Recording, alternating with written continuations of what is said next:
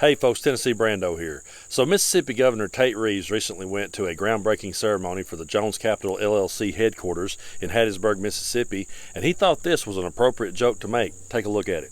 I've got to tell you, it is a great day to be in Hattiesburg. It's also, as always, a great day to not be in Jackson. So the town of Jackson, Mississippi has been under a water crisis, and he thinks that's an appropriate joke to make.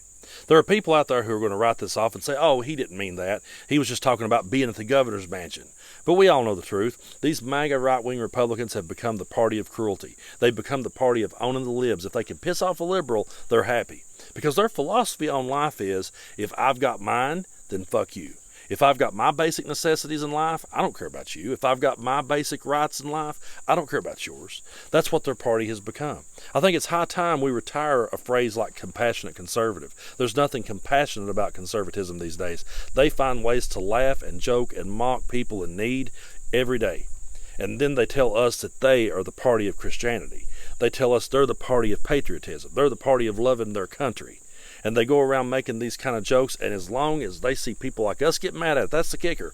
If they realize that that governor pissed us off making that joke, now they're everyone going to be making that joke. Now they're everyone going to be flipping a bird at Jackson, Mississippi, saying we don't care about those people. And when we point out that over 80% of the population in Jackson, Mississippi is black, they're going to accuse us of playing the race card. They're going to accuse us of making it about race. They're going to accuse us of turning it political, because that's what they do. They have no regard for anyone. That's their philosophy now on life. And it's sad that we've come to a point in this country where governors feud with mayors in a time like this over political differences. It's mind-boggling that when a state needs help, that we have people like Trump say, well, I'm not helping you because that's a Democratic-ran city. I'm not going there. At the end of the day, we're Americans. We can have disagreements, and we have elections, and when two people face off an election, they're supposed to bring their ideas to the table, and the people are supposed to choose who has the best set of ideas. That's how I thought it was supposed to work. I'm sure that's how a lot of you thought it was supposed to work. But these days, it's become something completely different. It's who can own the other one, who can piss the other one off, who can make the biggest show, the biggest spectacle. And at the end of the day, nothing gets done. At the end of the day, we're still sitting around waiting for change. We're hoping for it. We're hoping something comes along.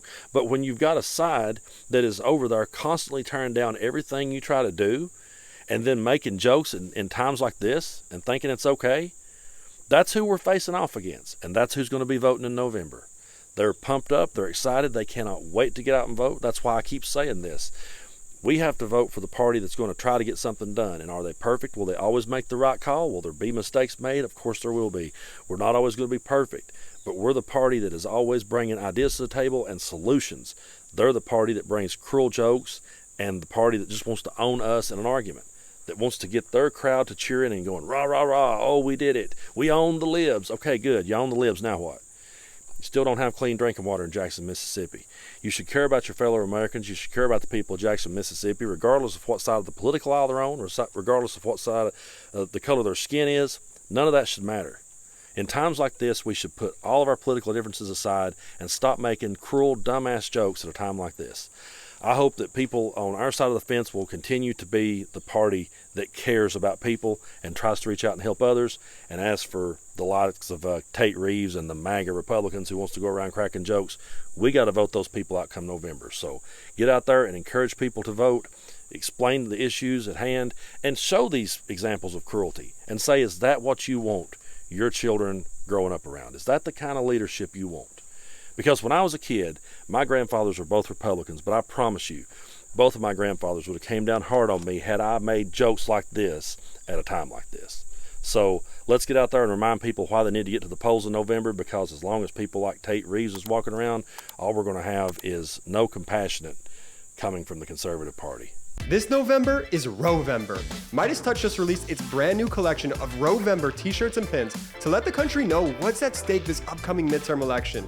Go to store.meidastouch.com to grab yours. That's store.meidastouch.com.